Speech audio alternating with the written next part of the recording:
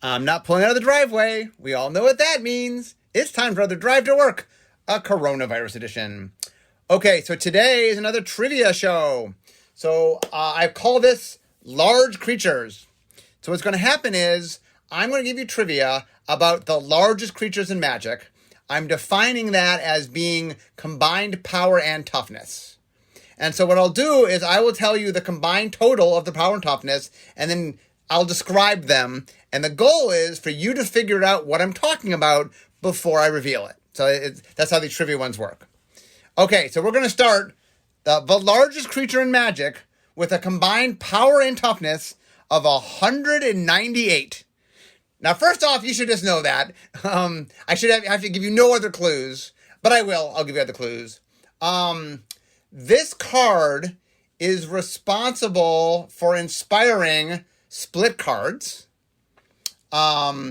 This card makes reference in its art to both Ice Age and Mirage. And it is one of the wordier cards to be printed in Magic. And I think it has, I'm almost positive of this, it has more colored mana than any other card in Magic. And this is a card that I designed. I designed this card inspired by talking with people that did layout, talking with people who were helping me brainstorm to design a card unlike any other card. Okay, so what is this card? Dun, dun, dun. BFM, aka the Big Furry Monster from Unglued. It is, so for those who don't know, BFM, it has 15 black mana. It's a 99.99, and it's got two sides, a left side and a right side. Summon the biggest, baddest, nastiest, scariest creature you ever see. You must play both BFM cards to put BFM into play. Either BFM card leaves the battlefield, sacrifice the other.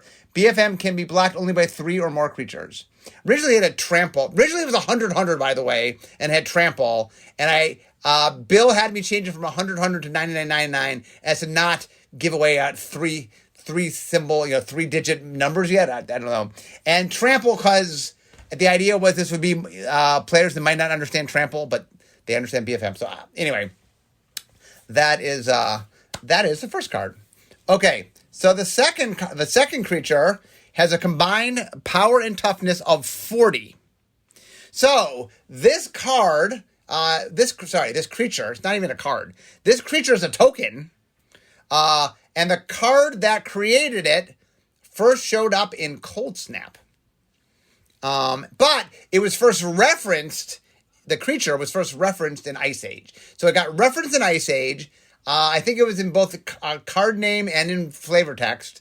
And the missing lost third set, Cold Snap, had a card that made this creature. And once again, it's a token creature. But it's combined 40 power and toughness. So what is it? It is Marit Lage. A creature that's involved in the Ice Age story that's now trapped in the ice. That who knows if it'll ever get out. Okay, so next is a 32. It's combined 32. That alone is the only creature that has a combined 32. So let me see if that alone might be a clue enough. But I will give you more clues. Okay, so this is from the plane of Ravnica.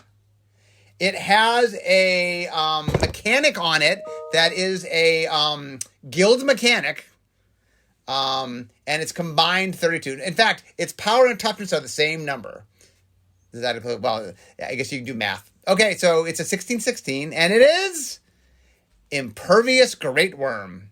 Impervious Great Worm. So that is the biggest black bordered creature with stats. BFM silver bordered, Marit Lage is a token, Impervious Great Worm is the largest with stats. Okay, next. Okay, so next we're getting to combined 30. There's 2 of these. So I will do the first one. So the first one is also a creature from Ravnica. It appeared in a Ravnican set. Apparently there's big creatures in Ravnica. And it is a creature that can make 3 tokens. And the tokens all have an ability on them. So what is this card? This card is World Spine Worm.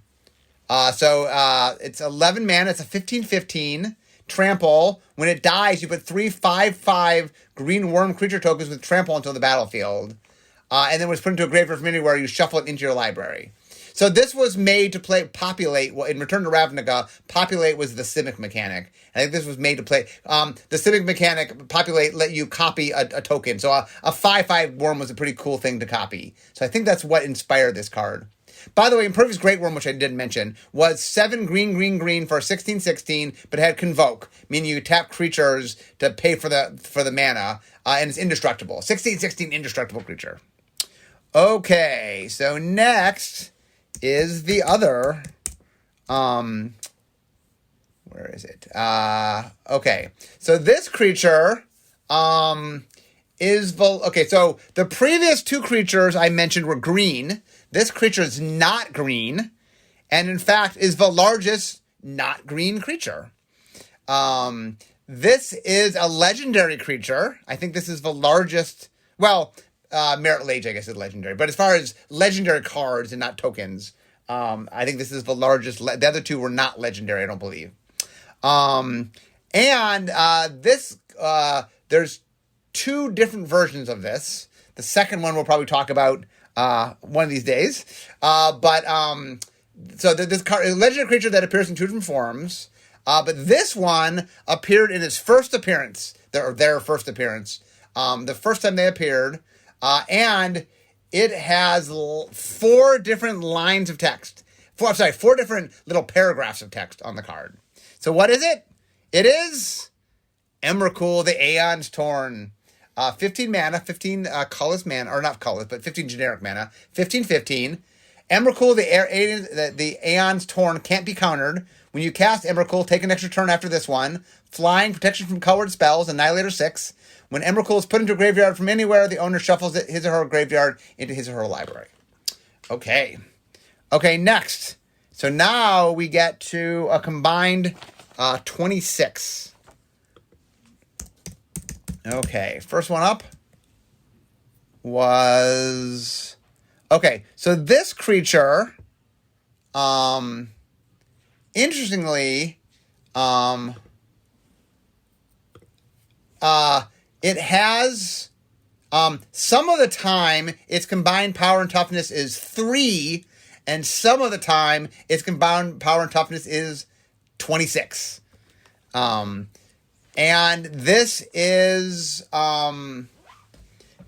this was in Innistrad, in original Innistrad, and it references a legendary creature that we just printed in Commander Legends.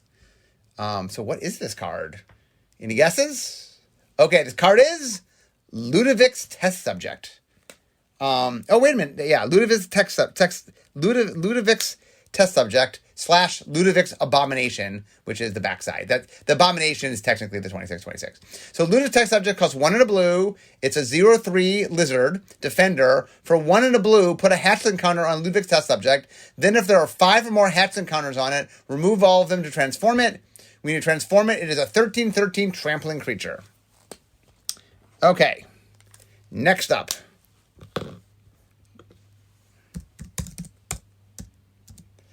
Okay, next up. Okay, so this is also a 13/13. These all might be 13/13. But this creature is, I believe, the cheapest creature to cast of all. So there's 1, 2, 3, 4, 5 creatures that have a combined 26 power toughness. This has the lowest mana cost, I believe, of the 5. The word X appears 3 times in its reminder text, and it's an avatar from Worldwake. And I think this card was designed by Ken Nagel. So you guys know the answer? The card is Death's Shadow. Costs a single black mana for a 13/13. It's an avatar creature. Death Shadow gets -X/-X, where X is your life total. So the idea is it's a 1-drop and it's a 13/13, but it is not really a 13/13 in that it's going to be a little smaller than that. But if you somehow are at 0 life and have something to play that keeps you from dying, it is a 13/13. Okay, so next up.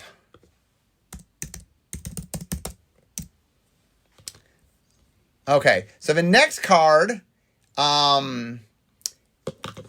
has Morph. It is the largest Morph creature.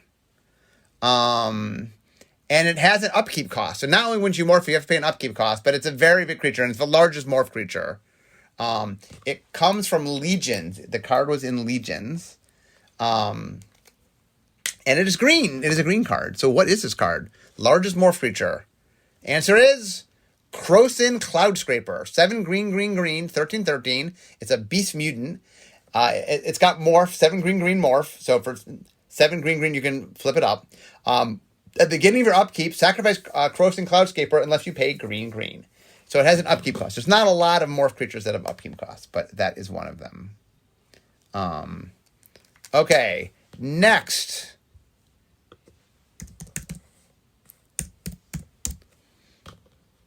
Okay, so next is a creature.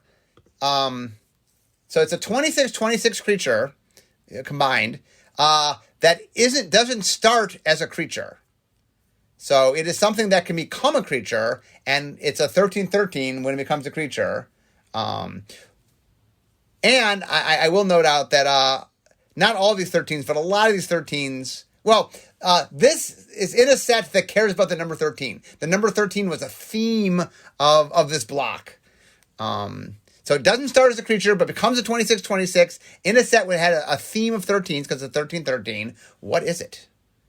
So the creature is Withengar Unbound, and Elbrith the Blinding Blade is what you play it as. So it's a double-face card. It's from Dark Ascension. So for 7, Elbrith the Blinding Blade, it's a legendary artifact and equipment. Equipped creature gets +1/+0. When an equipped creature deals combat damage to a player, unattach Elbrith the Binding Blade, then transform it. And then on the back, it's a 13/13 Flying, Intimidate, Trample. Whenever a player loses the game, put 13 +1/+1 counters on a Withengar Unbound. It's funny, in Innistrad, we made a few cards that had 13 in it because it was funny, because 13's unlucky, because it was a gothic horror set. And then it ended up becoming a theme. So every time we go to Innistrad now, we always throw 13s in. So it's just something we find fun. Okay, next.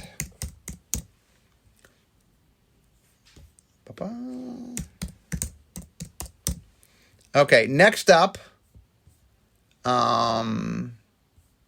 Okay, so this card is a 13/13. It is legendary. It appeared in the final set of the block that it was in. And it's the second time we have seen this character. What else can I say about it? It has protection from instants. Can you guess this card?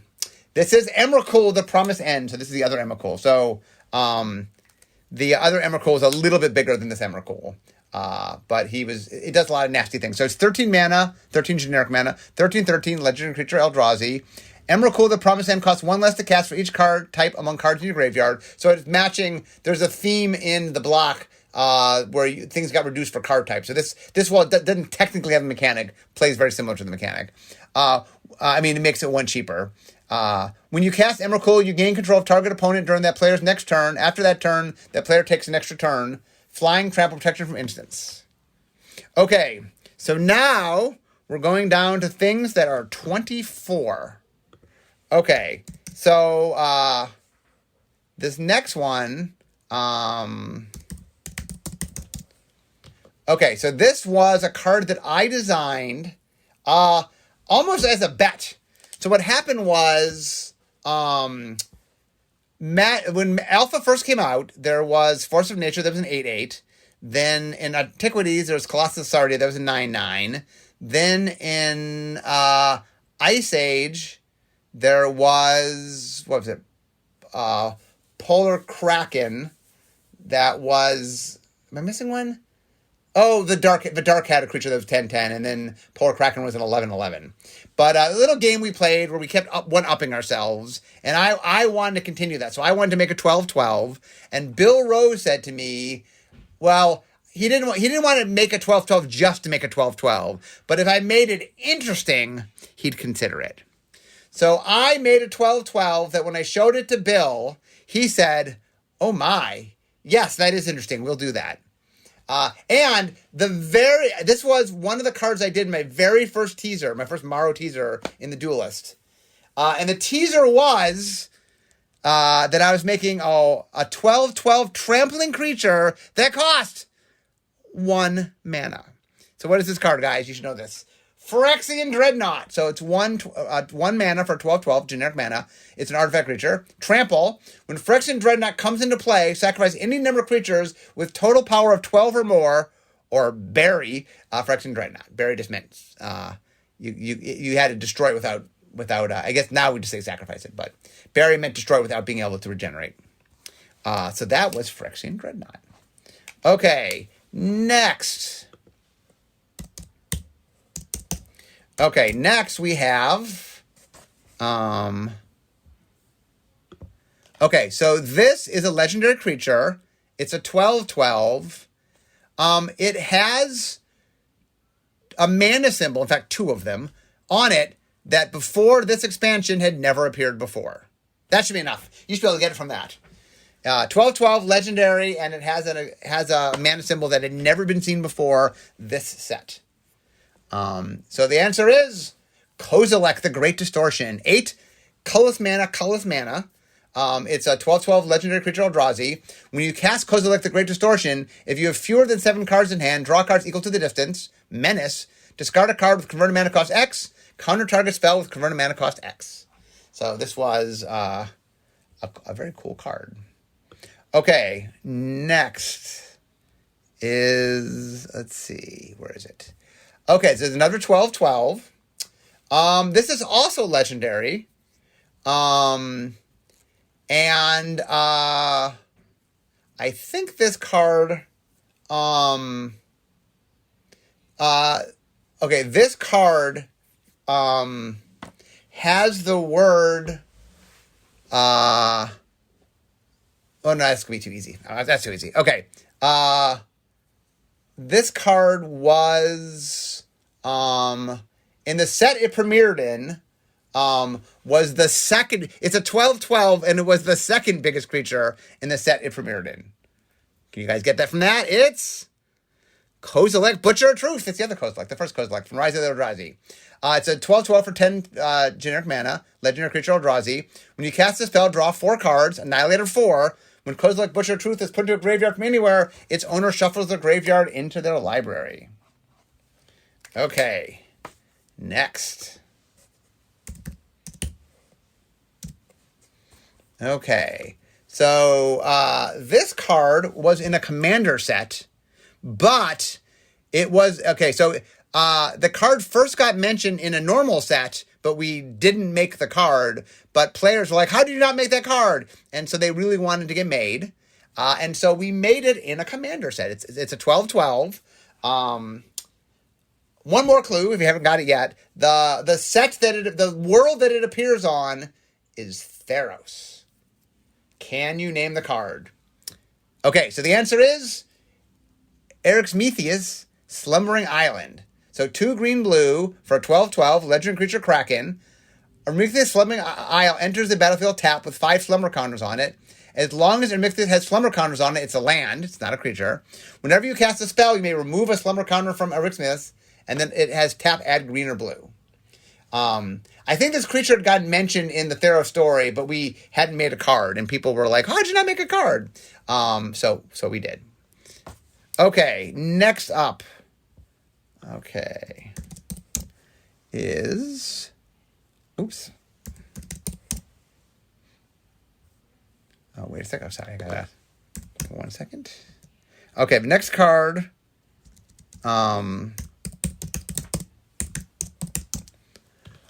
Okay, so the next card.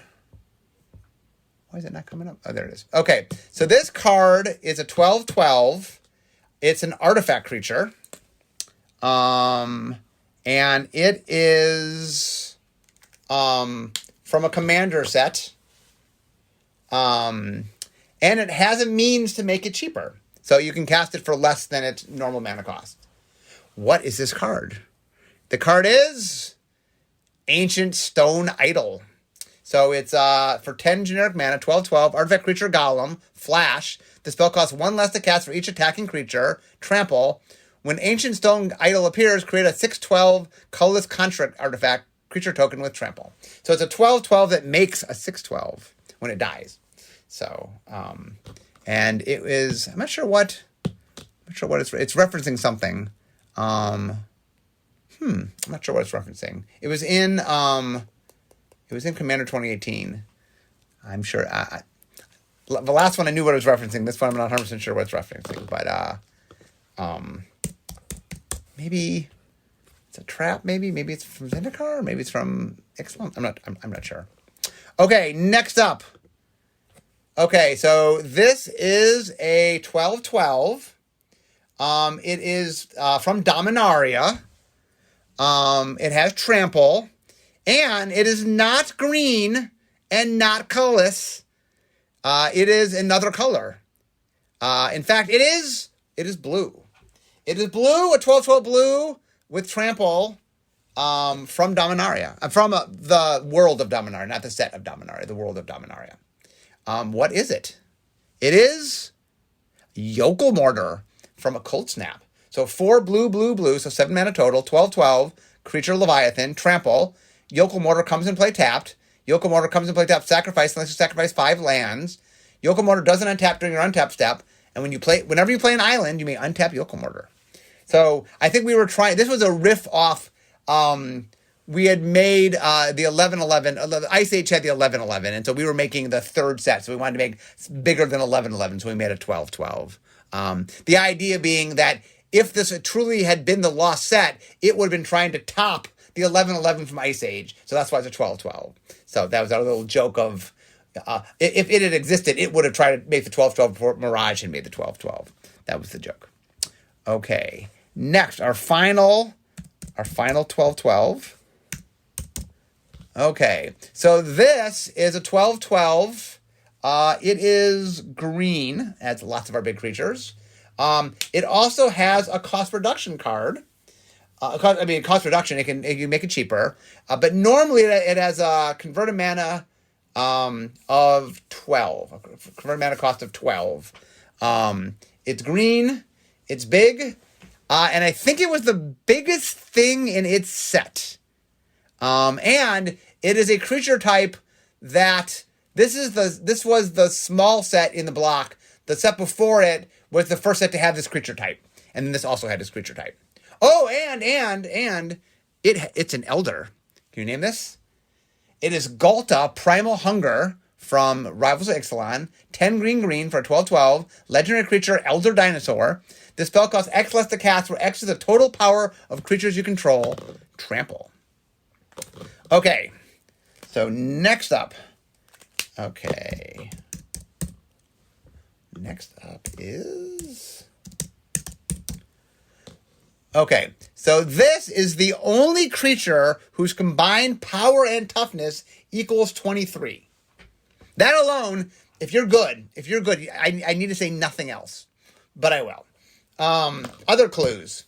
It has 3 mana symbols of one color, 2 mana symbols of a second color, and a generic mana symbol of a pretty large number. This creature is from a Ravnica set, and it is from the Selesnya Guild. So what is this?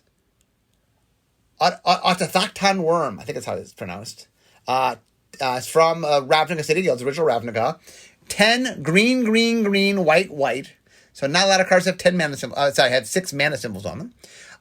Creature Worm, 9/14, which is a weird combination. Convoke, and Trample.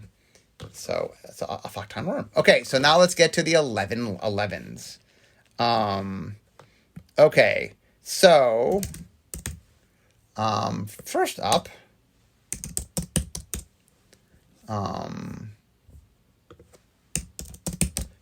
is, oops, oh, I misspelled it. Okay, first up is a card. It's a card that it has a keyword on it that when the card first was created, that word is the first time we ever used that word, and it wasn't yet a keyword. It was just an English vocabulary word. And like I said, this creature combined power and toughness is 22. And it was a pretty popular card when it came out. What is this card? This card is Darksteel Colossus from Darksteel. 11 generic mana. It's a golem. 11/11. Trample. Darksteel Colossus is indestructible. Indestructible is what I was talking about. When it first came out, Darksteel premiered indestructible, but it was just a word. It wasn't yet a keyword. We later made it a keyword. Then if Darksteel Colossus would be put into a graveyard from anywhere, reveal Darksteel Colossus and shuffle it into its owner's library. We did that because we were super afraid of it being reanimated. So that is why we did that. Okay, next.